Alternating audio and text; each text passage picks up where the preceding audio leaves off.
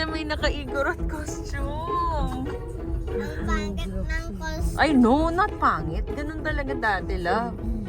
Hindi ko alam. Ano sabi mo kanina, nahiya ka? Ano? Nahiya ako sa costume nila kasi nakikita ko yung hubad. We're here. This is Ocean Park entrance. So first, pagdating nyo dito, go to reservation and present your QR code sa bookings ninyo.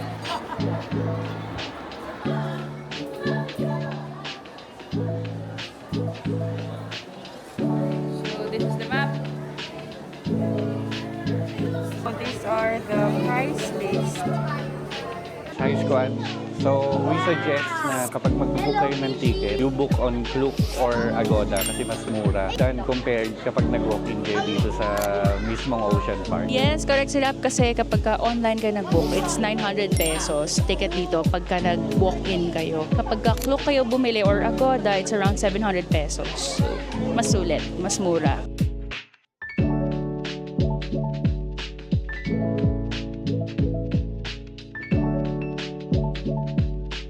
May mga shark dito, white tip reef shark, black tip reef shark.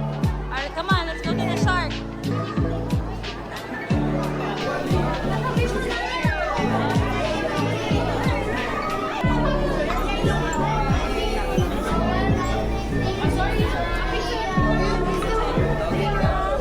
Sila ng coral. So colorful.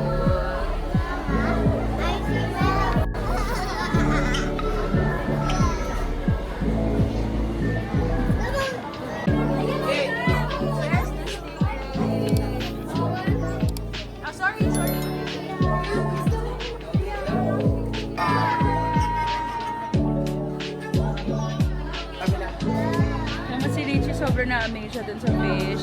Ang dami niya nakikita. So, pagpasok niyo dito guys, meron silang ray and shark feeding encounter for only 200 pesos per tub. So, ayan si Papa, bumibili siya. So, here are the stingrays. Ayan sila. Hi, Squad. We're gonna feed the stingray.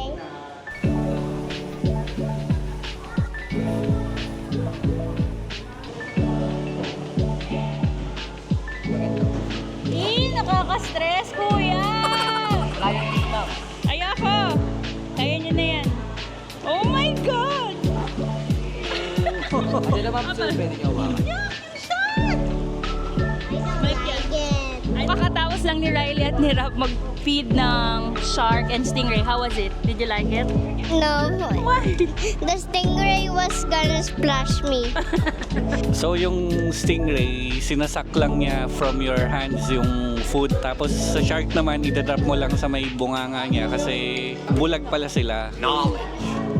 I didn't know that. So, kid-friendly naman siya kasi merong elevator. So, pag may mga strollers kayo and may PWD kayong kasama, may elevators din dito. I can feed the penguins for 700 pesos for 4 packs na yan with free 8-hour photo. So, ito yung land. Another tip lang, kapag pupunta kayo dito sa Ocean Park, make sure meron yung cash on hand dahil ang mga mode of payments nila is more on cash. Wala silang mga GCash, Maya, wala no? So, puro cash ang binayad ni Rap. 20 minutes na tayong naka-queue. Hopefully, mas bumilis na yung flow ng pila. And please manage your expectations because habang pumipila ka at palapit ng palapit doon sa penguin feeding, pabaho ng pabaho. Medyo malansa yung amoy. Riley, do you like the smell?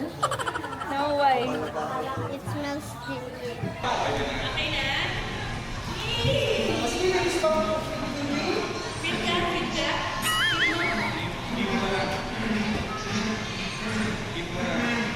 So may souvenir ka shrimp. Okay. Wala kasi present dito. Got our pictures. Ang cute. The price naman siya for me. So, meron din silang toy store if you want to buy merch. So, may penguin, si seahorse, sharks, and si Nemo. My favorite day here. Yay! So, ang daming toys, ang daming mga merch.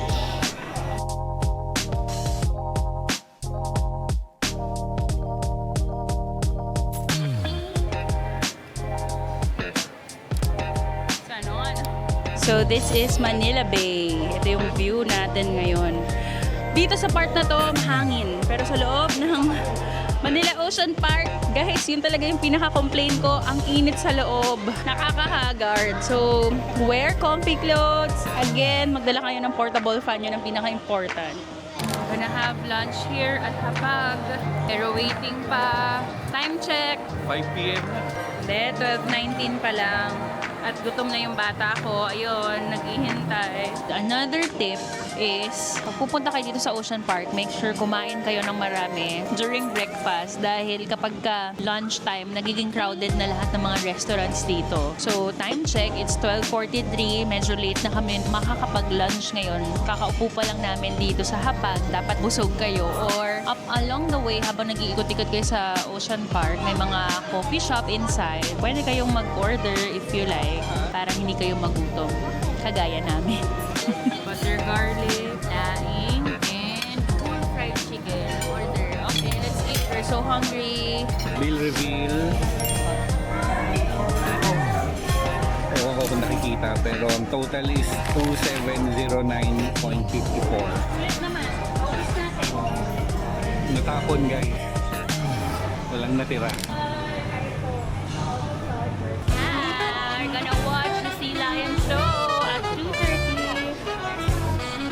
Ilaw ka.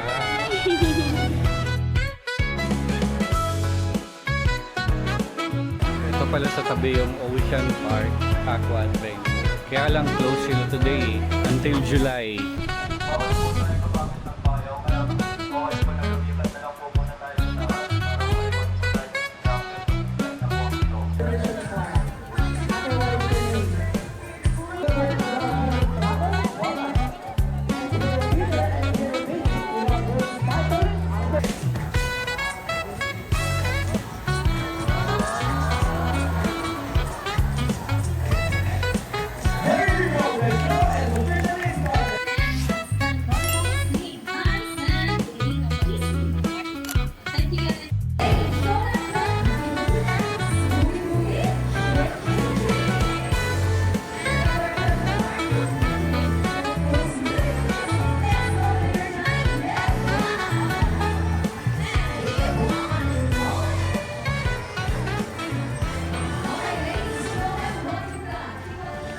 Hi Squad! So here's our verdict sa ating Manila Ocean Park experience. So himay-himayin natin para fair natin mabibigyan ng rating at grade at reasons bakit yun ang binigay naming grade. So first of all, Oceanarium. Yung Oceanarium, ito, flash natin sa screen yan. Yan yung mga sea creatures, yung mga shark, stingray. 1/10, ilan mong i-rate? 8 para sa akin. Kasi nakakita pa rin naman tayo ng mga sharks, ng mga malalaking stingray, tapos yung mga ibang fish na parang hindi naman common na makita natin. Para sa akin, 8/10 din. However, kung i-compare ko siya, kasi pang third time ko nung pumunta na Ocean Park. So, kung i-compare ko siya dun sa first at second, parang napansin ko, somehow parang mas kumonte yung mga fish and yung shark compared to before. Para sa akin, maganda pa rin siya, lalo na sa mga first-timers. Pero, I can say, yun nga, mas kumonte na yung mga fishes. Next natin i-grade is yung Trails to Antarctica. For me, syempre, kapag ka-Antarctica, expected mo yan, dapat malamig. In general talaga, yung Ocean Park, medyo mainit na yung aircon nila. And the aircon needs to be repaired or baka replacement na ang kailangan. Medyo mainit talaga. Kailangan talaga natin ng portable fan pag pupunta doon. Dun sa Trails of Antarctica, ang na-experience namin doon is magpakain ng penguin. And sa experience namin doon, medyo stinky talaga yung smell doon sa loob. I think it will be better if siguro mas malamig yung area para hindi mas mas nag-aamoy malansa, di ba? Yes, I agree. I think for me, ang grading ko doon is for the worth of 700 pesos ata yung binayad mo doon. For good for 4 person, I rate it at 7 over 10. Feeling ko para sa akin kulang yung time na nandun ka sa mismong penguin encounter. Kasi ang haba nung pila parang more than 30 minutes of wait. Tapos andun ka mga halos 3 minutes, mga ganun lang. Napansin ko kasi parang dalawa supposedly yung parang hole kung saan pwede mag-picture. Parang dalawa-dalawa by batch. Pero during that time na nag-feed kami ng penguin, isa lang. So mas matagal yung pila. Instead na parang mas mabilis sana yung sistema. Pero yun, medyo mabagal lang. Tsaka yun talaga yung reklamo namin, medyo mabaho talaga doon sa area. And siguro maybe the natural smell ng penguin at yung amoy ng sardines na pinapakain sa mga penguin. Yun, medyo mabaho talaga. And last but not the least, yung mga show, yung All-Star Bird Show, yung Sea Lion Show. For me, pinaka naging highlight yon ng Ocean Park experience namin. I can say it's just the same dun sa mga previews na visits namin. Walang nagbago. Medyo somehow nagbago lang. Mas kumonte yung parang naging show. Siguro because hindi natin controlled yung behavior ng animals. Dati kasi parang pinapalabas nila yung mga birds, ganyan. Ngayon, parang very limited lang talaga yung naging flow ng show, especially the bird show. Kung i-rate ko siya 1 over 10, ang rating ko sa kanya is 8 over 10. Ikaw? Ganun din, 8 din sa akin. Kasi, ayun nga, sabi mo nga, kumonte. Tsaka yung pinaka na-enjoy ko kasi nung last napunta natin is yung may mga birds na lumilipad from sa malayong window nila. Yung parang sa staff house, tapos pupunta sa kanila. Parang ganun. So, nawala yung ganun. Generally, kung g-grade namin ang Manila Ocean Park experience namin, siguro I will grade it at 7 over 10. Kung disclaimer lang, if hindi ka pa nakakapunta, I think mag-e-enjoy ka talaga. If nakapunta ka na, makikita mo kung how hindi nag-level up yung mga sea creatures or hindi rin nag-level up mismo yung building itself. Kailangan na rin talaga ng major renovation, hindi lang minor. Major renovation ng Manila Ocean Park. Since given the fact na medyo matagal na yan, parang more than maybe 2 decades na siguro, I'm not sure. Ikaw, grade mo ang Manila Ocean Park 1 to 10. Sa akin, ganun din, 7. Pinaka-highlight ko lang para sa tour na yon is yung stingray and baby shark feeding. Bago Yun yung pinaka na-enjoy namin ni Riley kasi first hand namin na experience magpakain sa kanila. And last time, wala yun, di ba? Hindi ko sure, basta hindi natin nagawa yun. If tatanungin nyo kami kung I will recommend it, yes, I will recommend Manila Ocean Park pa rin, especially for first-timers. But if nakapunta ka na before, siguro skip Manila Ocean Park. You can visit Biodome instead or Manila Zoo instead. Yung Biodome, hindi pa namin na-experience because ang nabili ko lang sa Klook na ticket is for Ocean Park only. And I was thinking kasi nasabi ko, doon na lang ako bibili ng Biodome ticket. Mag-walk-in na lang kami. Unfortunately, wala palang ganong klase ng sistema. You have to buy tickets on Manila Ocean Park website or Klook nang may kasama ng Biodome ticket. In short, hindi namin siya na-experience. So, maybe next time or I'm not sure. Siguro kapag ka nag-improve na talaga yung Manila Ocean Park, that's the time na babalik tayo. Tama ba? Yes, and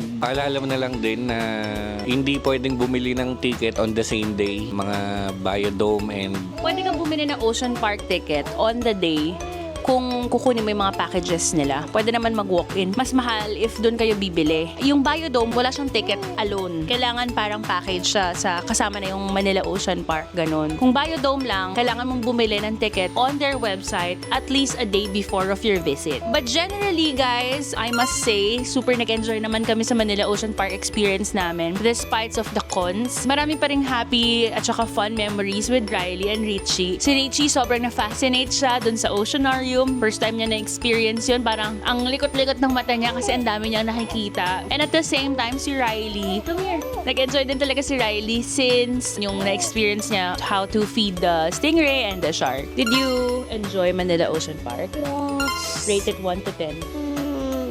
9. what's your Wow. favorite part? What's your favorite part? Feeding the shark and stingray. Oh, see, di ba? Yun talaga yung naging highlight sa kanya. So, that's it, squad. I hope nakatulong itong video namin. And kung babalak niyong pumunta ng Manila Ocean Park, I hope marami kayong napulot dito. And we tried our best to really say yung mga honest reviews namin and honest experience namin. Yun lang. Thank you for watching, squad. See you soon. Don't forget to like, subscribe, and hit the notification bell. Thank you. Bye! Aji, yun o. Natutulog.